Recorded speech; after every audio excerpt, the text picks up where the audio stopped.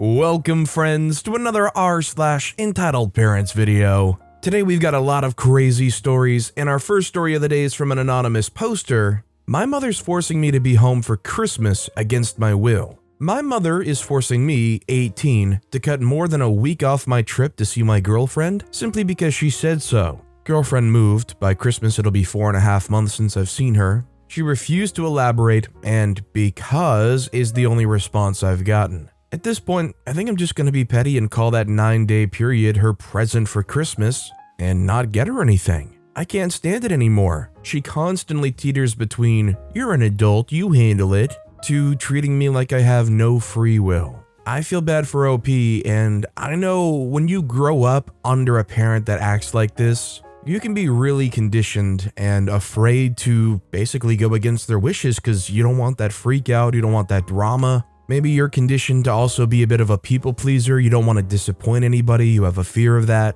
But I think we can all agree that more or less this comes down to OP needing to basically come into their own and set some firm boundaries and make their own decisions, right? Even if that means potentially allowing the mom to blow up their relationship, is this where OP puts their foot down? I'd like to know what you guys think in the comments down below. Our next story is from Balls Dape. Two moms allow their 4-ish-year-old boys to terrorize me at a skate park until I'm forced to leave. I was at a small skate park on Tuesday morning last week. When I turned up, there was nobody in the park at all. Perfect. But there were two moms with their two small boys sitting on the grass on the edge of the park. No problem. As soon as I start to skate, the boys decided to sit on one of the ramps and start yelling at me, "Stupid old lady, I'm a man, you stink," etc. I ignored them to begin with. To be honest, as I don't really like kids, they didn't stop, so I eventually laughed this off and said something like, "That's not very nice, haha." Then they proceeded to throw small rocks at me and a bottle cap, repeatedly. Now, even the tiniest rock can cause even the most experienced skaters to come off their board.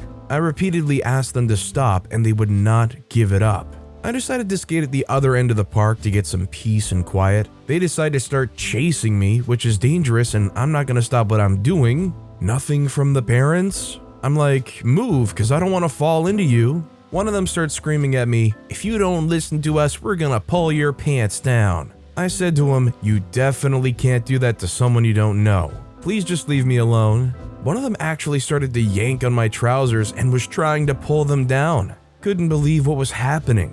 Now, this is the first time that I stopped treating them like it's a kid thing, and I firmly and loudly tell them that I don't want to play their games, and that I'm serious and want them to leave me alone. I make sure the parents without a doubt can hear me telling off their kids. Still nothing from the parents. They just keep chatting. Did they respond to being told off and leave me alone? They just continued to chase me and tug on my trousers. So I left. Now, I'm not saying it's the right thing to do, but this is maybe one of those situations where you get back on your board, you go up one way, you turn back around, and oops, you accidentally bumped into one of the kids. I'm not saying knock them over and give them a concussion or whatever, but at what point do these kids just need to realize, like, what they're doing both isn't okay and unsafe? I know nobody wants to seem like a full-on Karen in this situation, but you know what? Maybe you should have just called the cops. Pull out your phone, record what these kids are doing, so you have the video evidence. The mom sitting over there talking about boxed wine or whatever can't argue against you, and actually teach all of them a lesson. This next story is from Divergent SPN 61. I just wanted chicken and fries, not an entitled guardian encounter. So I've been mulling over posting this, but I had my first encounter with an entitled parent. Well, guardian. Before work, I had decided to swing by a fast food place that I'd been wanting for a couple of days now. It was in the afternoon, and because of when I work, I decided to skip breakfast today. I see that the line for the drive-thru is long, so I decided to go inside. I see a teenager boy, probably about 16 to 18 years old in high school, on the phone. I then notice a car pull next to him and probably think he's just being picked up. Lo and behold, the person in the car, entitled guardian, steps out and goes in before me, her liege following behind her. I go in the restaurant and see his guardian going off on the worker behind the counter. The guardian screaming, "He has accommodations at school for his disability, social anxiety. Why won't you allow him the times he requested on his schedule?" The worker says, "Ma'am, I'm just told where people go on the schedule. I don't control it." She says, "This place discriminates against people with disabilities. You not adjusting to my son's needs is discriminating." The worker says, "We don't discriminate against people with disabilities." She says, "But you're doing that to my son." Meanwhile, her liege is, well, not trying. Entitled guardian. He's off looking into space and he didn't have a care in the world. Doesn't really look too anxious at all. As for the entitled guardian, she's getting angry quickly as her voice keeps raising volume-wise and she starts doing hand gestures to show power, like placing them on the counter and throwing them around. She really doesn't make a point to repeat anything new beyond his school accommodations. Last I checked, school and business are two different areas. What applies in one area, accommodations-wise, generally doesn't transfer over. The worker keeps standing their ground and is starting to ask the entitled guardian and the teenager to leave. Then, the entitled guardian sees me. She says, "This woman needs to know that this place discriminates against people with disabilities." The worker says, "Just please leave the building. We have other customers to serve." Finally, the entitled guardian and her liege leave the building, and after the worker cooled off, I was able to order. While they were still out of the item I was looking for, I still told the worker to have a nice day. Retelling this to my family and friends, I realized how comical the whole situation was. I'm just glad I was safe and wasn't late to work. So I'm not gonna lie, the lady may actually have had a legitimate point about this workplace. But I think we can all agree that this lady was going about it all the wrong way. If you have a complaint with your child's schedule because they're not adequately working around their disabilities, you don't just barge onto the main work floor and yell at the counter staff, right? You might go there and ask for management, but in the condition, she was 100% right about everything she said. She still did this in the absolute wrong way, right? I'd like to know what you guys think down in the comments. By the way, if you're enjoying these stories, make sure to hit those like and subscribe buttons down below so you never miss any of my daily videos. Our next story is from Eat Pus Please, entitled "Mom Tries to Rename Me by Force." By that title alone, I feel like some people are going to think this is rage bait, but I promise you, this is real. Perhaps other trans people can back me up on this. This is a thing that happens to us. The setup to the story is that I'm a 25-year-old transgender man, recently out, still in the oven. 8 years before this, I lived my life as a lesbian. But really, all of that was just preamble for me to finally accept I couldn't live comfortably until I accepted myself as a straight guy who got screwed out of that sweet, sweet male privilege by being born with the wrong equipment and the wrong family and the wrong community to be so. I'll be expecting my refund from the universe in the mail any day now, but my point is, I've been more or less socially transitioning at a snail's pace all this time. I brought up the idea of changing my name roughly 10 years ago now, a soft launch of testing my parents as to how they'd take me on a more masculine identity. It didn't go well. I got yelled at for hours, and it didn't get better any way I tried to sell my parents the idea. My mom kept insisting I was rejecting the first gift she ever gave me. I offered to choose my new name together. No dice. I started just going by my last name as a compromise as a way for me to keep my dead name. But that was just as offensive to her as anything. She demanded an explanation as to why my dead name wasn't good enough, and I chickened out of opening up about the very complicated feelings I was having at the time, and said it was because people never pronounced it correctly. Which is true. My dead name is a real name spelt creatively incorrectly because my mom wanted something different and unique. It doesn't follow English grammar rules. That was just an excuse though. Fast forward 7 years, I'm an adult. No one outside my family calls me my dead name anymore. Everyone calls me my last name. And this is creating problems for me socially. I'm still a few years away from transitioning, but I'm butch as heck and basically already living as a man. My supportive family members, 2 brothers and a sister, expressed to me that they feel bad continuing to dead name me because they know I don't like it, but it's weird for them to refer to me as our collective family name. My girlfriend at the time and I have had a whole conversation about it,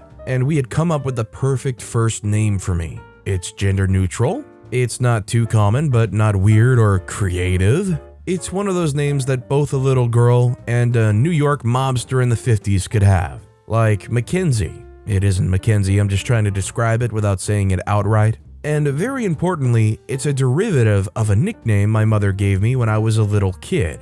it's still a name she gave me. I fall in love with this name, yeah? And dumb me thinks this will be the option my mom will finally accept without losing her crap.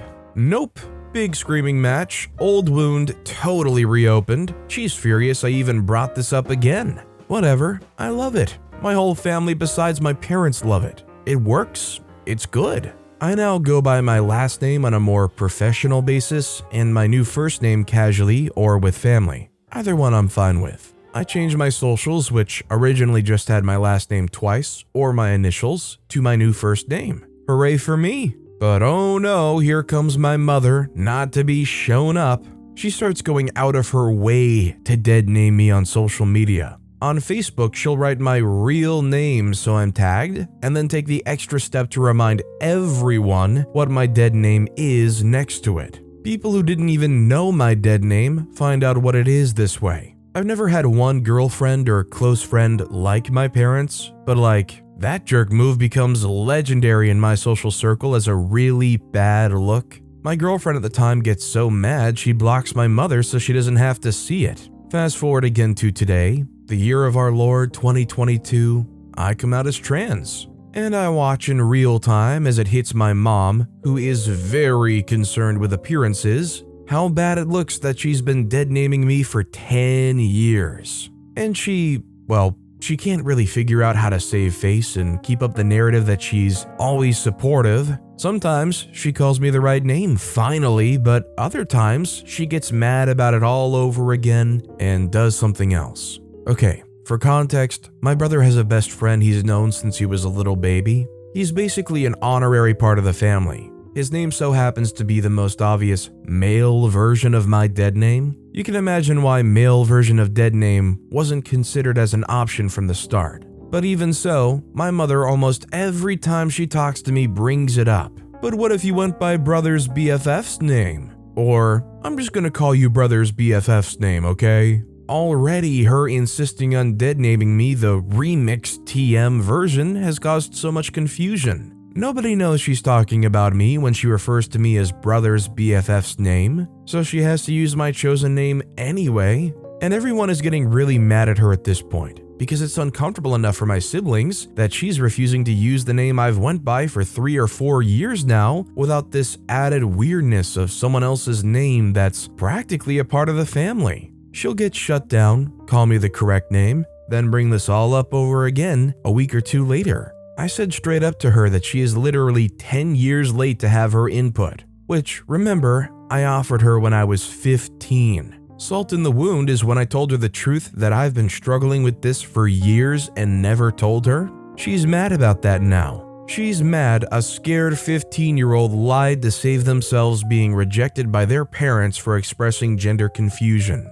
No matter how many times I point out to her how impossible she made it for me to tell her the truth, and no matter how many times I tried to softly ease her in the idea I was unsure about my gender identity, there's no winning. I'm just glad that OP's expressed here that multiple people in their family still support them and call them by their proper chosen name, and that it's just the mom that's fighting it and the other people seem to call her out on it too. Maybe this is just something you keep up at and eventually they learn? Otherwise, I don't know. How do you keep dealing with this if they just can't get the memo? And our final story of the day is from High Phoenix, entitled Mother and Daughter Try to Scam Hotel Restaurant. I'm the food and beverage manager at a hotel that's right next to one of the most beautiful mountains in my country. That said, the hotel is literally in the freak middle of nowhere, a 20-kilometer drive from the nearest main road into town.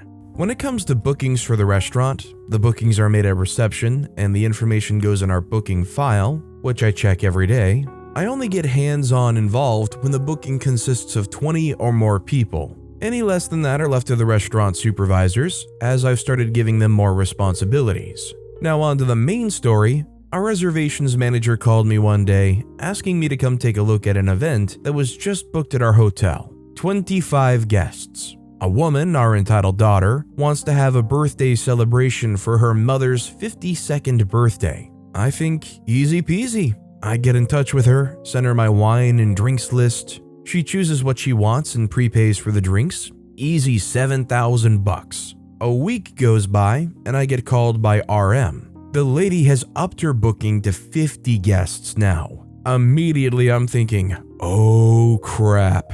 The space she reserved for her celebration can hold maybe 40 people max, and she's bringing a few children as well. I get in touch with her again, explain that we'll have to move her to our main restaurant area as the West Wing won't accommodate all her guests. I advise her that she can gladly choose our private venue, which is downstairs, mainly for conferences, but we'll have to pay an additional $7,000 venue hire. She opted for the restaurant. Side note, I mentioned the conference space as she wanted identical tables and chairs. Our restaurant has a mix of styles. I absolutely hate it, but anyway. I let her know that'll be fine, and then I ask if she wants to keep her buffet option the same to finalize what is due to cater for the additional people attending. She lets me know that she wants it the same as her original option, and I must just let her know what else is outstanding so that she can pay it. I'm thinking, great, awesome client. Will be a smooth evening as we're getting the finer details done 2 weeks prior. But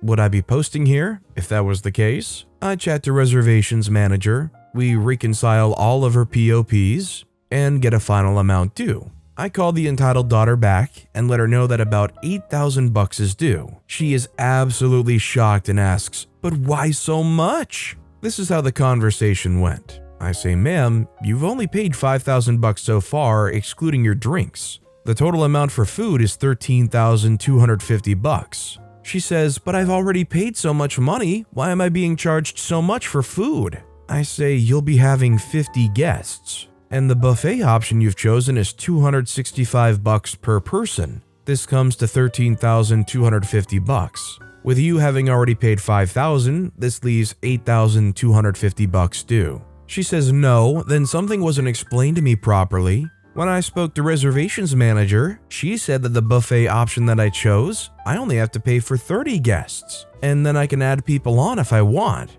Me, trying to comprehend what this grown woman has just said to me, says, "Ma'am, the buffet option that you chose can only be provided if your booking is 30 people minimum. Then every person you add onto that is charged on top of that." She says, "No, OP, this was not explained to me properly." I literally facepalmed myself. Our reservations manager has been doing her job beautifully for the last 6+ years. So at this point, I was highly doubting that she explained it in the way that entitled daughter was saying. But I give her the benefit of the doubt, ruling it out to be simple miscommunication. We'll get it sorted, right? Insert Donald Trump wrong meme here. She finally accepts that she has to pay the remaining balance, but gives me the silent treatment after that. Over the next 2 weeks, I text her about certain details I just want to confirm, but she never responded. Then the event rolls around yesterday. Supervisor 1 and myself set up the restaurant neatly, move some other tables upstairs to our loft area, so that our in-house guests can have a space for dinner without being bothered by the celebration in the main restaurant. Entitled daughter finally shows up at around 11 a.m. with her decorator to get the final touches done. She's very happy with the space, compliments our service, and keeps calling me sweetie. Ugh. And then we leave her and her decorating team to do their thing so that we can get the lunch and dinner setups done. I'm nearing an 8-hour shift by the time I can finally sit down and just eat. Having worked 12 days in a row now with multiple double shifts, and suffice to say, I'm a little cranky. I do my own scheduling. I'm working a lot due to being understaffed in the restaurant, so I'm there a lot to help my staff. I took one bite of my food, and my office phone rings. I see that it's the front desk's extension. I answer. Receptionist 1 says, "Hi OP, entitled daughter wants to speak to you." Me, trying not to cry, says, "Okay, I'll be there now." I put my pizza slice down, take a sip of my Red Bull, and trot off to reception. I spot entitled daughter standing at reception looking absolutely defeated. I put on my best customer service smile and speak in a sickly sweet voice. "Hi ma'am, is everything alright?" She says, "No OP, I'm just being told now that I can't bring my DJ." I stand there dumbfounded. She says, "Why was I not told before that I can't bring a DJ? I've already paid for him, and I don't think I'll get my money back as he's already on his way here." I say, "Ma'am, you never mentioned that you were bringing a DJ." She says, "No, OP, I did. When I did the walk around with reservations manager, I mentioned that I was going to bring a DJ, and she said that it was fine. I've wasted more money now." I give a quick glance towards the front office manager, a silent plea, and now front office manager's being so rude to me, making me feel like I'm stupid, telling me that it's a public area and obviously a DJ would be a problem. I just look at her nodding. She says, "What am I gonna do now?" I guide her away from reception, explaining that because this is a hotel, we can't accommodate a DJ in the restaurant as we have guests that would be disturbed by the music. We have to take our other guests into consideration. She sighs, puts her hand in front of her mouth, and just says, "Is there any way we can get the DJ here?" I tell her that the best I can do is create a playlist for her on our sound system in the restaurant. She accepts this begrudgingly and wanders off to her decorating team. I shoot a look to the front office manager again, and I just see her smirking. I love that woman's no-nonsense attitude. I disappear to my office again, my pizza cold by now, and just frown. I plop down on my chair and shuffle pizza in my mouth, trying to also get as much work done as possible before the start of the event at 4 p.m. so that I can be present on the floor. 4 p.m. rolls around, I am exhausted. Having worked 10 hours already, I just need to stay around for an hour to make sure everything's fine, then I can slip away. Psych. We set out 58 plates, 50 guests and 8 children, as was confirmed, and we let the party begin. They are loud. Oh my god. Supervisor 1 and Supervisor 2 and myself have to constantly ask for music to be put softer, for them to not scream that we have guests in the loft area. But this falls on deaf ears. Supervisor 2 eventually said that if they continue to be too loud, we'll have to ask them to leave. This finally kicks in. They tone it down. I make sure my staff are okay, that all areas are covered, and have a quick chat with a few guests, and head off for the night. I have accommodation in the hotel, as I was placed here on a temporary contract to fix the food and beverage department, to then be transferred to a hotel in the same group in my city, about 4 hours away. I try to relax as much as possible, but knowing I have a proper Karen on my hands, I only stayed away for about an hour. I got dressed in casual clothes and headed back to the restaurant. What I saw nearly gave me a heart attack. That and the 3 Red Bulls I've already had at this point. There were easily 60 people flocked in the restaurant, not the 50 that were paid for. I walk into the kitchen and the chefs are visibly panicking. They can't keep up with the amount of food that's being needed to replenish the buffet station. Executive chef says, "OP, there's more than 70 people, what's going on?" So after the executive chef was practically pooping her pants, I went to the front office manager's office with a look that screamed, "Emergency!" I told her that there were way too many people here. She calmed me down too, I too can be a drama queen, and grabbed 2 cigarettes for us to quickly go smoke. Once we were back inside, we went upstairs to the loft area that overlooks the restaurant. We did a walkabout and did a head count each. She counted 72, I counted 74, but I was so absolutely exhausted, I could have been wrong. She counted again, 72. At that point, front office manager was so tired of this woman and her antics, calling her a chance taker, that she just burst out laughing.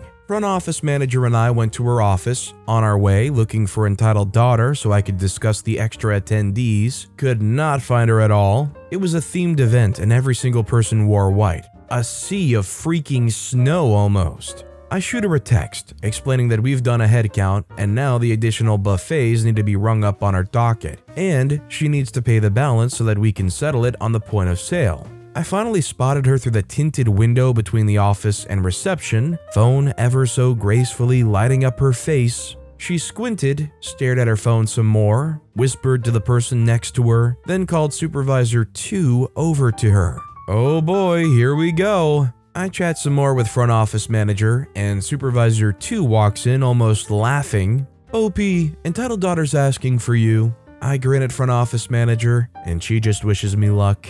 I walk over to our lounge area next to reception, where entitled daughter's sitting with 3 other ladies, one of which was wearing a big puffy white dress similar to a wedding dress.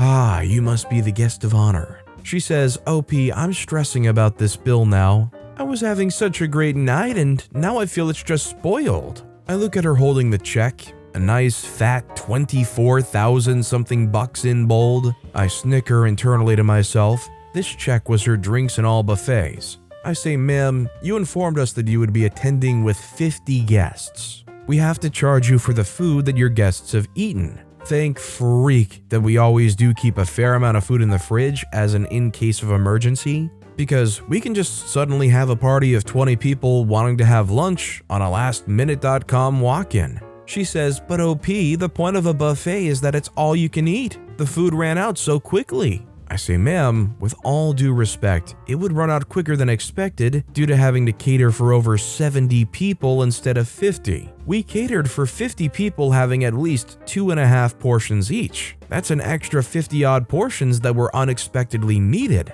This is where the entitled mother finally steps up. Entitled mother in her big butt poofy dress looking down at me says, this is not right. My daughter's paid a lot of money and is still being treated poorly. Your service staff are disgustingly rude. That lady, front office manager, is so rude and it's just shocking.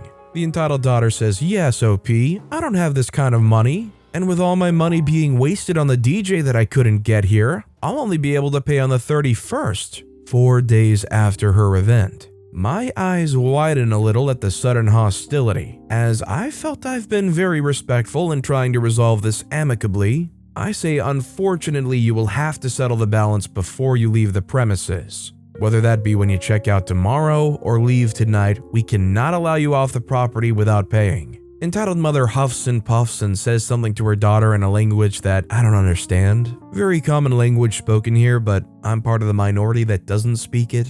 I speak to the front office manager and supervisor too, that she needs to sign her bill before she leaves the restaurant. I am mentally drained, and I peace out for the night. Next morning, a new day full of opportunities to resolve the bitterness from last night. A new day full of promising drama. I'm up early, get dressed, and head for the restaurant. It's super quiet, and I make myself the most god-awful cappuccino I have ever made in my life. I get to work, chat with the executive chef, and being typical women, we gossip about the previous night. And always remember, speak of the devil and you shall step on his tail. My office phone rings. It's reception. I giggle as I answer, eager for some more drama, but alas, I was not blessed. The security at the main gate gives each guest a slip with a gate code for when they leave. When a guest loses their slip, a senior manager has to escort the guest to the main gate, confirm that the guest has stayed at the hotel, sign their new slip, and off goes everyone.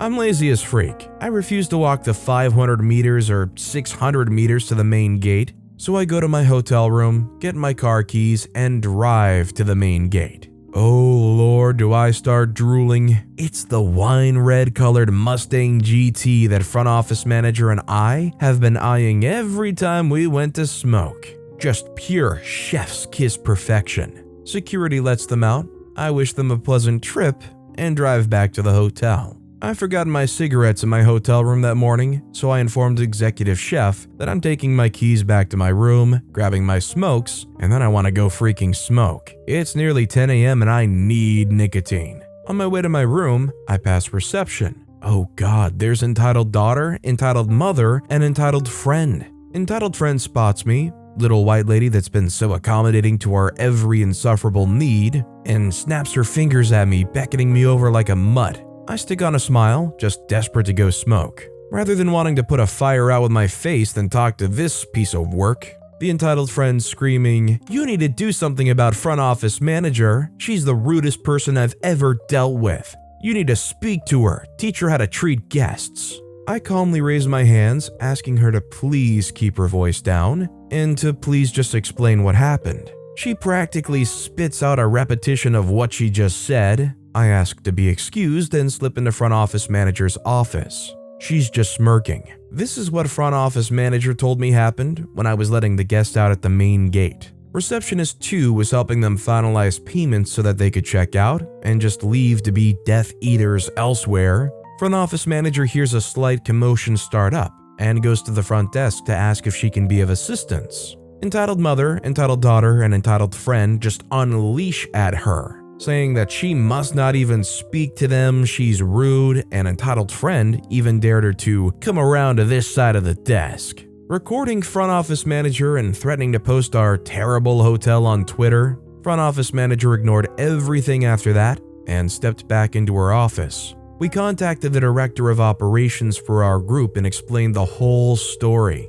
I actually heard him laugh through the earpiece. Front office manager grabs operations director's business card, hands it to me, and asks me to give it to them to email him directly about all their concerns. When I stepped out to hand it to them, explaining that we've spoken to operations director, with a slight smile on my face, entitled friend looks defeated at this point. Taking the card, she sets it down on the counter and just walks away. In the beginning, they tried to pay less for more people, got caught, then still brought more people thereafter. Then it turned to excuses like, "Oh no, I can't pay," to a flurry of verbal abuse to scare us into dropping the extra charges. After they paid and left, we burst out laughing, wishing, oh so badly, wishing that the hospitality purge thingy could be real. That we get one time a year that we can pepper spray a guest. Hope you all enjoyed. I sure as freak did, and we made killer money last night, thanks to entitled mother and entitled daughter finally coughing up what they owed us.